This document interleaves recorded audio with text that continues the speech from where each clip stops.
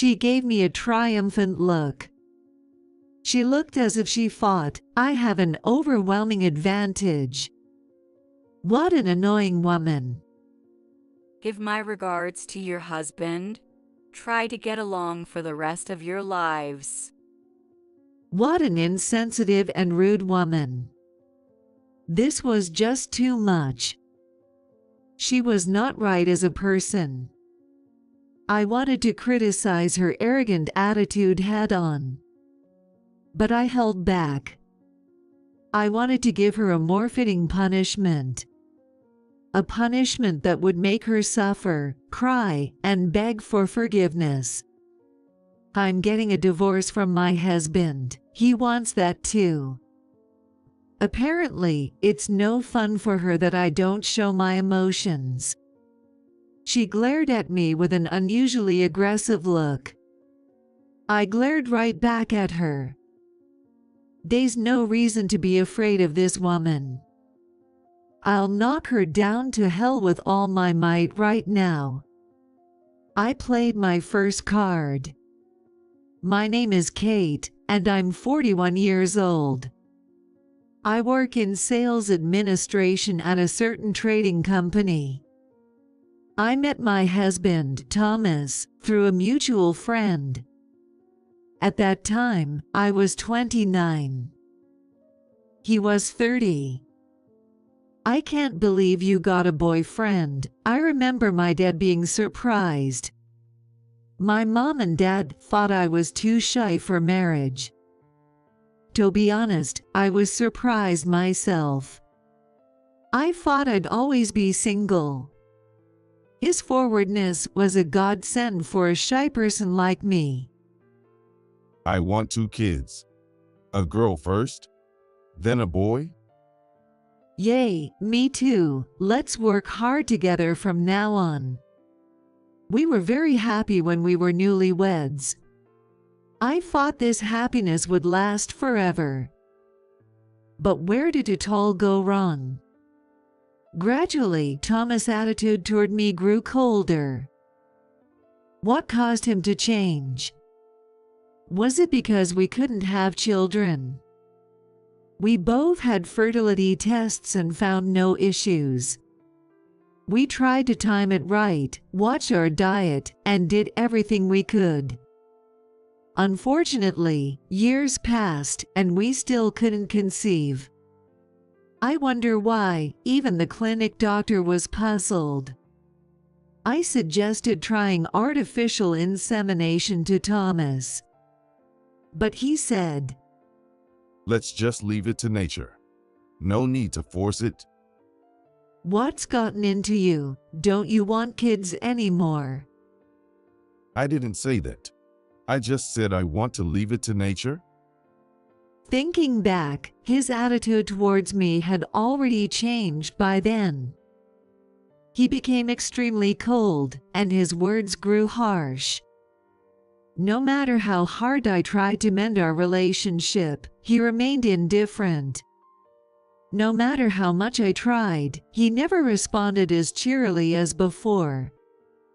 Hey, why don't we go on a trip next holiday? Remember, the resort hotel we stayed at a few years ago? No, I can't. I have plans for the next break. Didn't I tell you? I have a business trip to another state. Oh, really? I didn't hear that, sorry. He wouldn't even consider a trip or a meal out. It feels like he's lost interest in me a long time ago, was the impression I got. Soon, he started using only words like shower and dinner in front of me. It was like we were an old married couple. There was no conversation at all, and I became mostly silent too. Maybe something will change if we just had a child, I once thought, and took some action myself. For someone as reserved as me, initiating intimacy was a huge step. But the worst response came back. He snickered and mocked me even though he knew I was asking him to bed. Sorry, I'm tired from work. I don't have the energy to deal with this. Well, if that's the case, I won't force you. I can't forget the humiliation I felt when he refused. I was so scared and embarrassed to ask him to the bed since then. In cases where one spouse unilaterally refuses intimacy without any particular reason, divorce may be granted. I wanted to know why he was rejecting me and asked him directly. Hey, don't you want kids anymore? Have you given up? What are you talking about all of a sudden? I haven't thought that. Then why are you so cold to me? Don't you see it's contradictory? Hey, cut it out. You're being desperate and it's annoying. He clicked his tongue and turned his back on me. Eventually, he stopped interacting with me altogether. When he was home, he'd just look at his smartphone or watch TV, never trying to talk. He wouldn't even make eye contact with me. Even words like shower and dinner stopped coming. When I called out, he ignored me, so I gradually stopped speaking to him too. My sighs became more frequent, and my loneliness just kept growing. What's the reason? I wondered, but I couldn't figure it out. He was having an affair. I found out about it around the 8th fall of our marriage. How did I know? Because I happened to see his smartphone. Usually, he took it with him even to the shower, but that day, he accidentally left it in the living room. There was an incoming call on it. The caller's name was Rachel. As far as I knew, there was no one by that name among his relatives or friends. Maybe someone from work, but it seemed too casual for such an important contact. Curious, I asked him straight after he got out of his shower. There was a call from someone named Rachel. Who is that? It's nobody. It's not nobody if you've saved the number, right? It's none of your business. Don't make a fuss. I'm tired. I fought. There it is again, I muttered to myself. He thinks if he says he's tired, I'll back down. It seemed he felt uncomfortable being pressed about this Rachel. That must mean she's his affair partner. It was as good as admitting it. I was incredibly upset and I couldn't sleep well that night. A few days later, something incredibly painful happened. My dad, who lives back home, died in a car accident, a relative informed me. I had lost my mom to illness when I was in high school. Since then, it had been just my dad and me. Losing my precious dad deepened my grief. Yet my husband said, I'm sorry, but I can't make it to his funeral. I have a business trip scheduled. What? Just call your office and have someone cover for you. It's too late for a replacement. It's impossible at this point. So I can't go? In the end, he really didn't come to the funeral. Even though it was his father-in-law who had passed. He clearly didn't care about my family, let alone me. It was painfully obvious, and it hurt so much. I must do something drastic to win back my husband's heart. That feeling drove me to a bold move. I then hired a private detective.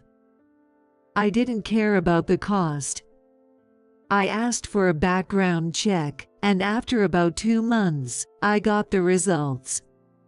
Using the information I obtained, I called his affair partner to meet.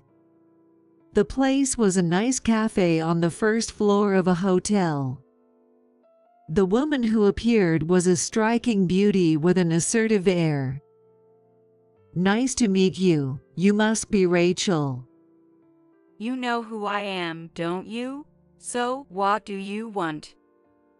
Please end your relationship with Thomas. That's something you need to discuss with him. He's just my client. Rachel was an alias for work. Her real name was Rebecca. She was paid to provide dubious sexual services to men. I'm just meeting on a request. It's strictly business, Rebecca seemed to imply. Her attitude was indescribably infuriating. Do you understand? Blaming me is misguided. And by the way, ma'am, have you reflected? Do you know why your husband would use a service like ours? Are you saying it's my fault? Who else could it be? He had to ask a professional because you weren't satisfying him, right? What a brazen woman. But I couldn't respond. I had no idea how to counter her. Rebecca sneered at me as I looked down, then got up and strode away. I felt so miserable, and I couldn't hold back my tears. I think my husband must have heard about our meeting from Rebecca. His actions became even bolder and more frequent than before. He started staying out without prior notice and came home in the mornings more often. As his behavior changed, so did my reaction. I became indifferent, no longer upset about his late returns. Another late night must be nice. Were you with Rebecca, or should I say Rachel? It's none of your business. You can't just spend the night with another woman and then say it doesn't matter. I'm tired. Stop nagging. He retorted, brushing past me toward the shower. His body reeked of a cloying perfume. Rebecca must have smelled him on purpose when he left. That is her message to me. What a blatant provocation. She must be enjoying stirring me up. If it were years ago, I might have tried to fight the rivalry somehow. But now, I felt no such inclination. It's useless to fight, it'll just wear me out, I thought. I realized I no longer saw any charm in winning back my husband's affection. Honestly, let's just get a divorce. All this time, I avoided thinking about it. That's because I had a strong feeling we got married. Someday we will understand each other, I hoped. But now I felt it's hopeless, it's useless to keep trying. I felt pathetic for having dragged this on for 10 years. I prepared the divorce papers, had a friend fill out the witness section, and slowly started getting things in order. But then, what a strange thing life is. Just when I had made up my mind to divorce, another problem arose. My husband started complaining of his health issues. After some tests, it turned out he had cancer. Confined to a hospital bed for long-term treatment, he joked bitterly, "Looks like karma caught up with me." It's because I made Kate suffer. How does that feel, Kate? Stop talking nonsense, just focus on your treatment. Honestly, if I said it didn't feel somewhat satisfying, it would be a lie. Though a part of me felt vindicated. I wasn't about to stoop to gloating to a sick person. I'll just dutifully care for him as his partner, I told myself. It was a little while after his illness came to light that I noticed something was off with my possessions. My mom's keepsake ring was missing. Upon further check, some of my necklaces and bags were also gone. I brought it up while bringing him clothes to the hospital, asking him, "Have you seen them or taken them by any chance?" I don't know anything about it. I've never touched your things without your permission. When was the last time you communicated with Rebecca? You think Rebecca took them? No way. I haven't heard from her in about half a year. He said it was unlikely, but I couldn't think of anyone else. It seemed he really didn't know. So, I'd have to check with her myself. And just in case, I had taken all possible precautions. It's a hassle because it takes time, but I resolved to check when I got home. Depending on what I found, I might have to consult the police or a lawyer. A month later, Thomas was scheduled for surgery. The doctor turned pale when he saw his body, I heard from a nurse. I was surprised when the nurse told me about it. I hadn't seen my husband undressed for a long time, so I didn't notice it at all. I never thought his body would end up like this. I heard the detailed story from the nurse and took notes. I called Rebecca the next day. The place was a different cafe from last time. It was bigger and more crowded. Rebecca arrived with the same confidence as before. She had a defiant attitude. Her face said, "I've done nothing wrong." What brings you here today? I'd prefer if we could keep this brief. That depends on you. By the way, did you already know Thomas has cancer? Yes, I heard from him. He said he was feeling unwell and hadn't contacted me for a while. Then suddenly he tells me this. I was shocked. I see. His surgery was successful, so I thought I'd let you know. Good for him, Rebecca laughed, seemingly indifferent. That makes sense. To her, Thomas is just another client. Even if they seemed close, it was probably just superficial. Not getting too emotionally involved with clients is Rebecca's work stance, I suppose. She seemed to be getting a bit mischievous. Rebecca looked up at me with a teasing glance. Hey, why don't you sleep with your husband one more time before he passes away? You know, humans try to leave descendants at their last moment. Please stop. That's very insensitive to say. But it's true, right? You've been through a lot because you couldn't have kids. Why not take a last chance? You might get lucky. Rebecca laughed out loud. For the first time, I felt a clear hostility towards her. I'm going to make her regret this, I thought strongly. Can we get to the point, Rebecca? You were having more than a professional relationship with Thomas, weren't you? Basically, you were having an affair, right? Not at all. It was strictly business. Really? I think a lawyer will contact you. That would be a waste. I've dealt with similar situations before. It's really annoying. It's strictly business. Rebecca was smiling, but I noticed something different. The smile she had just a moment ago was gone. There was a slight stiffness. She was definitely lying. It was clearly a forced smile. You're lying, aren't you? If you get a call from a lawyer, aren't you in trouble? Not at all. You're being persistent. Don't people tell you that you're troublesome? Such an irritating woman. She seems to think she's overwhelmingly superior. But I can tell now.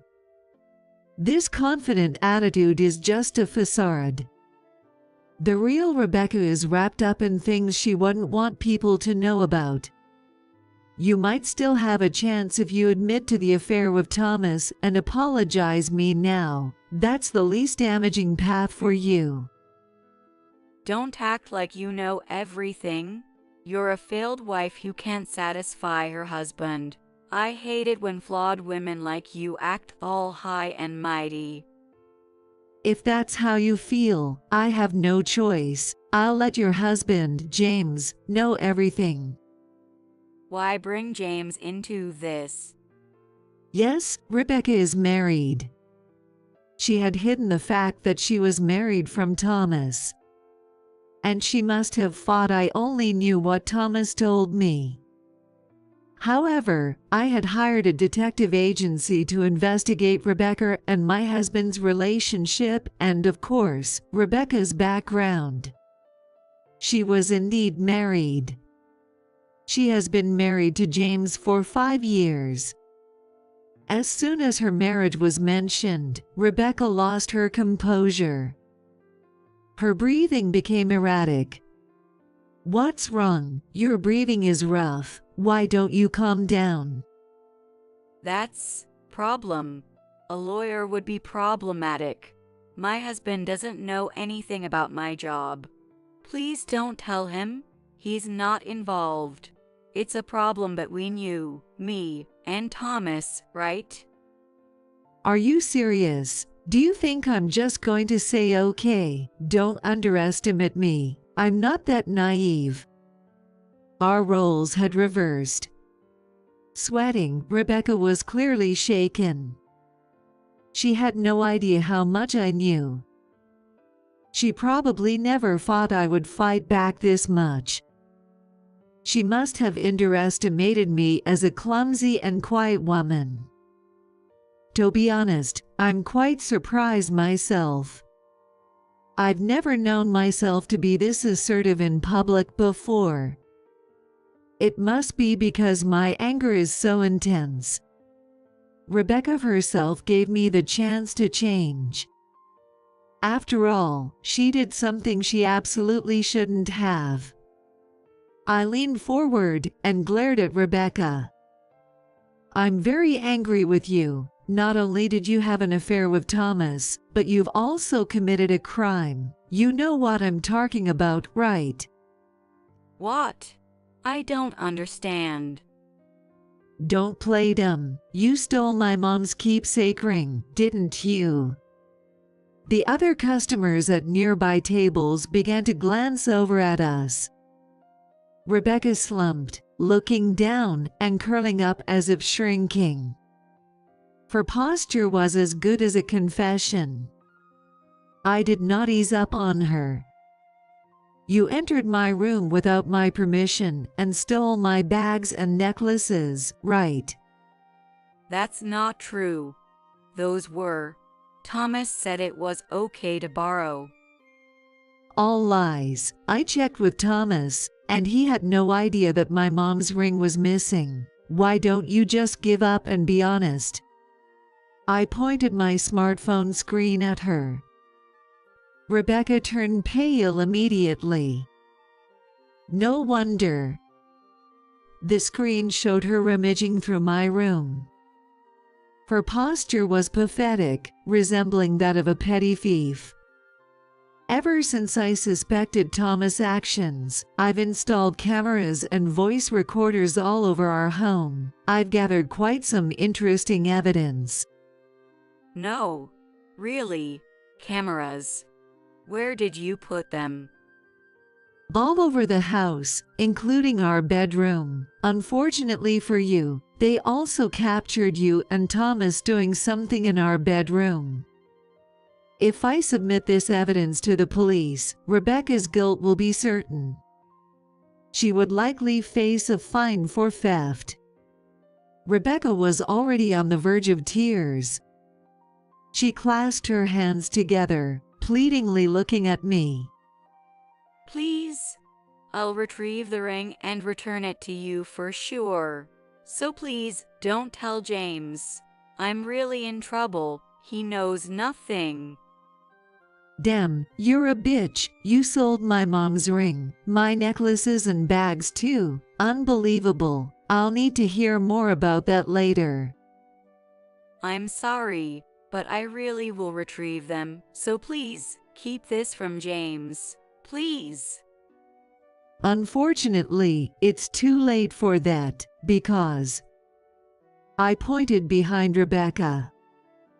With a stunned face, Rebecca turned around. Unbeknownst to her, sitting at the table behind us was her husband, James. Rebecca gasped. Why in dismay?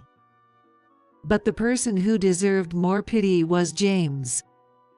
He knew nothing until I contacted him. He had thought of Rebecca as a quiet and virtuous wife. Rebecca, I'm shocked. You were cheating and you were doing that kind of job. Wasn't my earnings enough for you? No, that's... James, listen, Rebecca, or should I say Rachel, you're the queen, right? You've been pleasing many men behind my back during the day. I'm shocked. James, it's not like that. Rebecca finally began to cry. It seemed painful for her to have everything known by her husband. In fact, Rebecca was well known in her establishment for her dominatrix play. She was skilled at exciting men by tying them up and whipping them. The doctor was shocked when he saw my husband's back. It was because there were multiple marks from being whipped. I didn't know about such preferences of Thomas until he confessed to me. I believed in you and it hurt me a lot. I couldn't believe the cheating, the queen play, or the theft. But is it all true? It's not. I'm sorry. But it's not like that. What's not true? Everything is true, isn't it? Just admit it. While I felt sorry for James, Rebecca needed to acknowledge her sins. Her job as a dominatrix didn't matter. And there are two problems. The issues were the affair and the theft. Let's go to the police station together, I suggested, but Rebecca clung to the table, refusing. No, I absolutely won't go. I'll stay put right here, no matter what. You're really bad at giving up. Cut it out already. If you keep being selfish, I'll have to resort to my next step. Do you really want to worsen your situation even more? What are you talking about? The screen showed a man about our age. She must realize it deep down. She has other secrets she wouldn't want exposed. If only she would be honest sooner, I wouldn't have to do this. I pointed my smartphone screen at Rebecca again. Hey, Rebecca, I heard it. What's this about? You were married. Damn it. Mark? No way. How do you know about Mark? His name is Mark. He was another of Rebecca's lovers. He had a relationship with her before Thomas and was discarded earlier. And it wasn't just a simple breakup. He had been treated harshly by Rebecca. Sorry, but I'm thorough. I've investigated everything. I found out you borrowed a large sum of money from Mark and ran off. You borrowed money and ran away? Rebecca, you did that too? Rebecca, you better pay back the $25,000 I lent you. I'm sorry. I'm so sorry. Rebecca wasn't just any dominatrix. She was a dominatrix with extravagant spending habits. She would form personal and intimate relationships with her clients to extract money from them. If not that, she'd steal valuable items. And then, she'd turn those items into cash. My mom's keepsake ring had been stolen while Thomas was in the shower. I figured it out by cross-referencing footage from different cameras at the same time. There's no mistake. When I explained this, Rebecca probably thought there was nothing more she could do, and began to cry. I'm truly sorry. I really apologize. I'm sorry isn't enough, is it? I'm going to call the police now. Please do not that. I'll do anything. That's not the point. You need to atone for your crimes properly. There might be even more to Rebecca's crimes. I can say for sure there aren't other men who were victimized by her before Mark, I said, and James sighed heavily. I can't take this anymore, his expression said. Let's get a divorce, Rebecca. I can't do this with you anymore. James, no. Don't say that. Don't leave me. It's inevitable. How can a man continue a marital relationship knowing his partner has had sexual relations with other men regularly? I can't handle it. No, I absolutely won't get a divorce. Rebecca's voice was tearful, but no matter how much she resisted, it was probably futile. The things she had done were seriously malicious, including criminal acts. If the argument escalated and we went to court, the divorce would likely be granted. Rebecca's desperate resistance might be because she realizes this. James turned to me and apologized.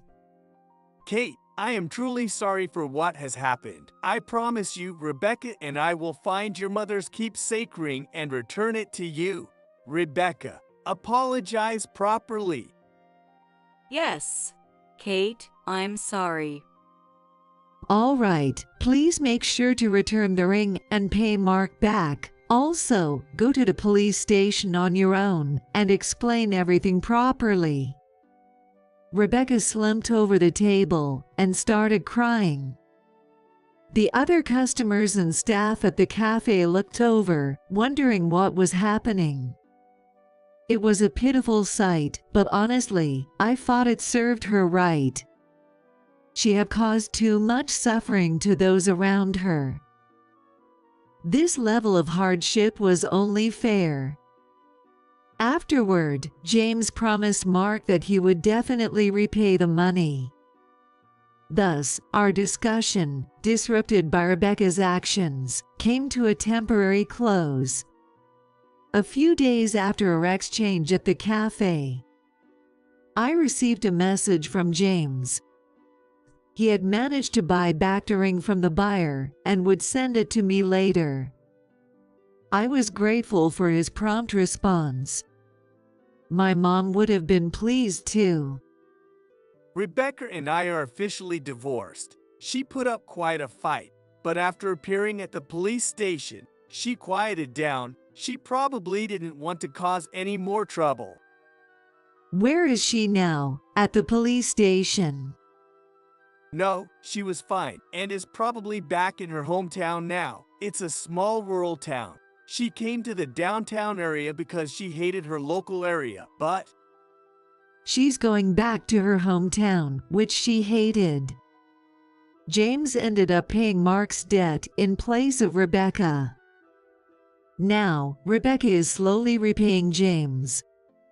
She has taken a part-time job at a local supermarket. It's unclear when she will finish paying off her debts. I hope she manages to pull through. James also shared more about Rebecca.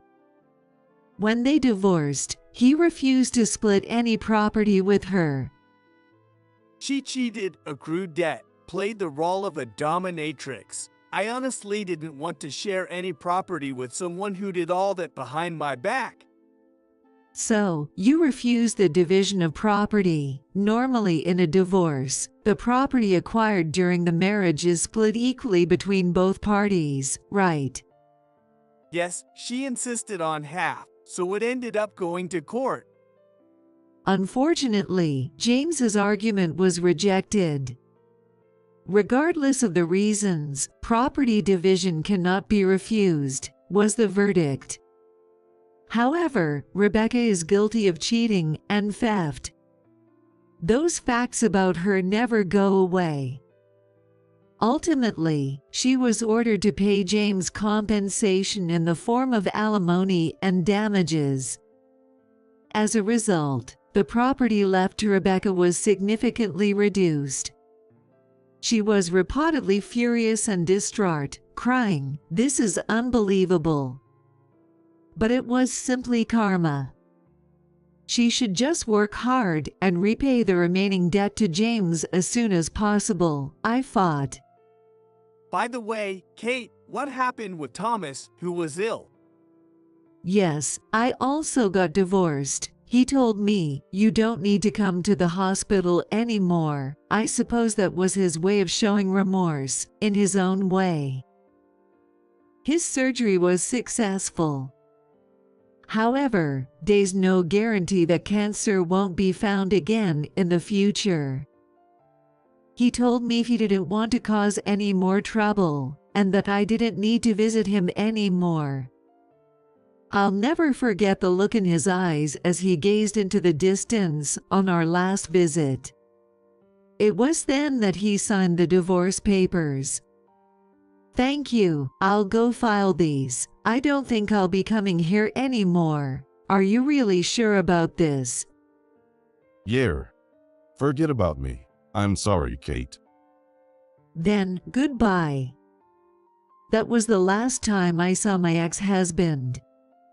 In a way, his severe illness is already a form of punishment. I have no intention of blaming him any further. But I will never see him again. The actions of one woman, driven by greed, brought misery to many people. I am one of those victims. Even now, it makes me incredibly angry. However, I was able to administer a fitting punishment and saw her crying face. I could also impose social sanctions, and I think, for now, this is good enough. About 6 months after the divorce, I started dating someone new. He was introduced by a client's boss and is quite handsome. He's also divorced, so there's no need to be cautious, which is good. I don't know if we'll marry, but I hope we can continue this pleasant relationship. It doesn't have to be tied down by marriage. There are many forms of happiness. I want to find our own way with my new partner, step by step. Right now, I am living each day with a generous spirit.